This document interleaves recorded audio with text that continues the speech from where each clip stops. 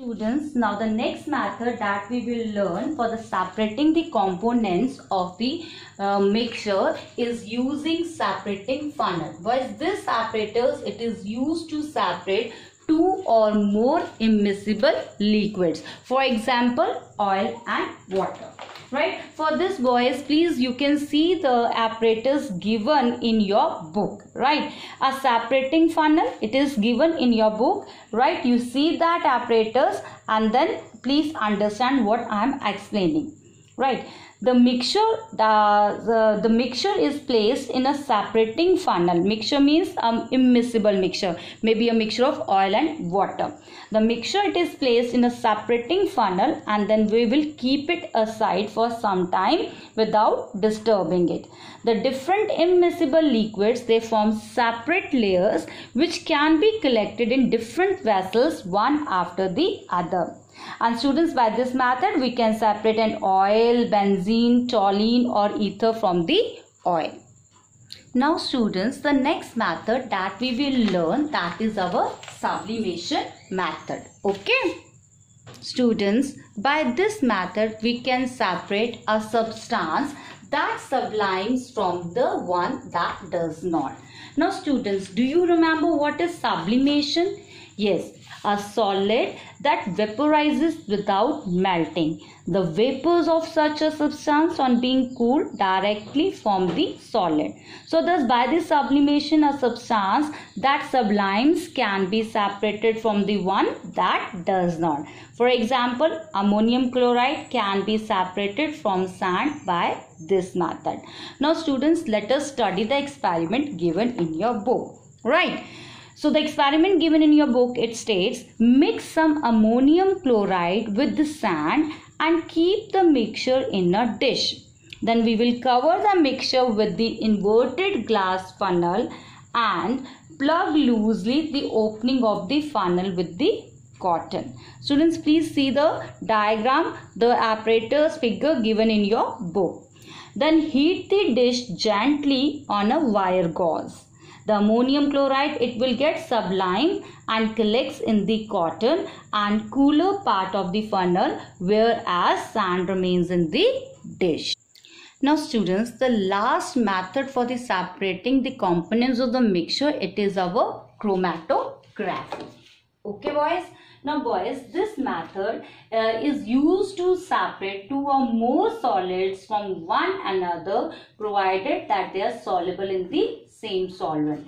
And the solvent may be a pure liquid like water, alcohol, or a mixture of two or more of these. Now students, this method of chromatography, it works on the principle of adsorption. It works on the principle of adsorption. Now boys, very first we must be knowing the difference between the adsorption and absorption.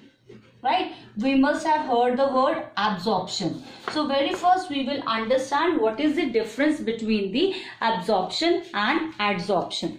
Students, in absorption, a substance gets equally distributed. In the absorption, the substance, it gets equally distributed.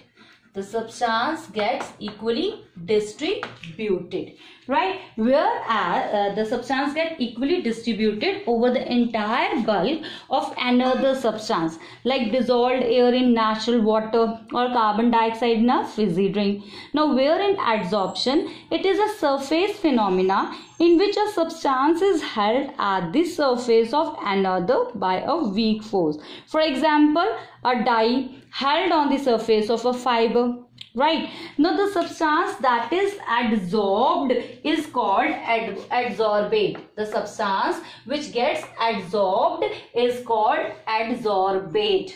Right. And the one at the surface of which it gets adsorbed, that is fiber, that is called as adsorbent.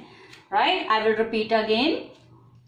the substance that is adsorbed, that is, I have given you example of the dye. The substance that gets adsorbed is called adsorbate, and the one at the surface of which it is adsorbed, that is called adsorbent.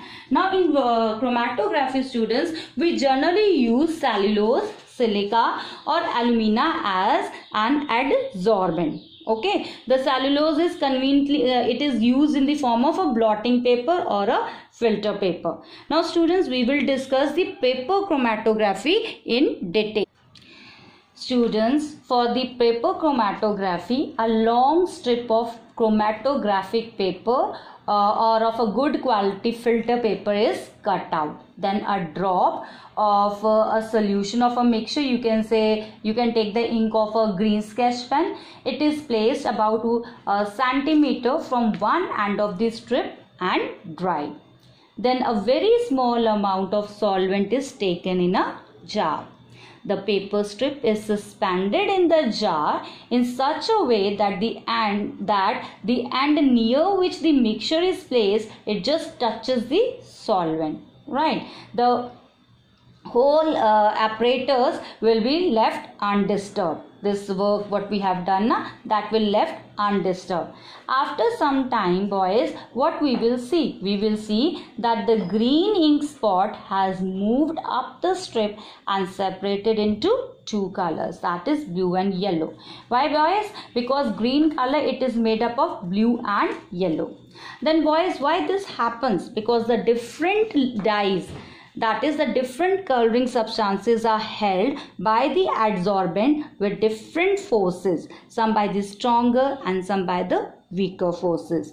The one that is held less strongly, it is driven faster by the solvent than that held more strongly by the adsorbent. So as a result, what happens? The different pigments, they move with different speeds over the adsorbent surface under the influence of the solvent, and so they get separated. Now students, the next term that comes in chromatography, that is called as a stationary phase and mobile phase, right? That is stationary phase and the mobile phase. Now what do you mean by stationary phase? The adsorbent is also called as a stationary phase, and the solution, right, that is called as a mobile phase.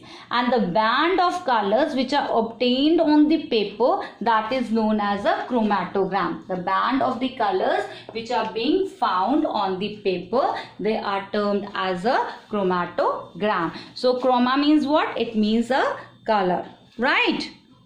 Students, there are other different kinds of chromatographic techniques are being used, and they are being named on the basis of the types of the phases. So column chromatography, it is commonly used technique in which the stationary phase, I'll repeat, what is the stationary phase?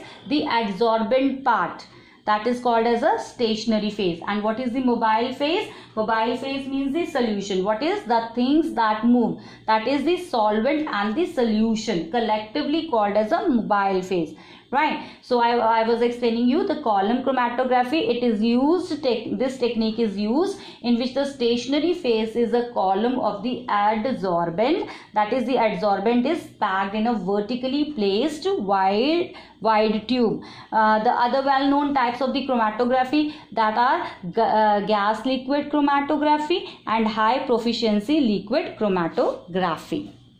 Now students, with this my chapter elements, compounds and mixture, it gets completed. And students, if you are having any problem, do ask me, okay? Until the time you can go through the chapter, all the topics that I have explained you, just go through them given in your book. Having any difficulty, you can ask me, okay? Thank you and have a nice day.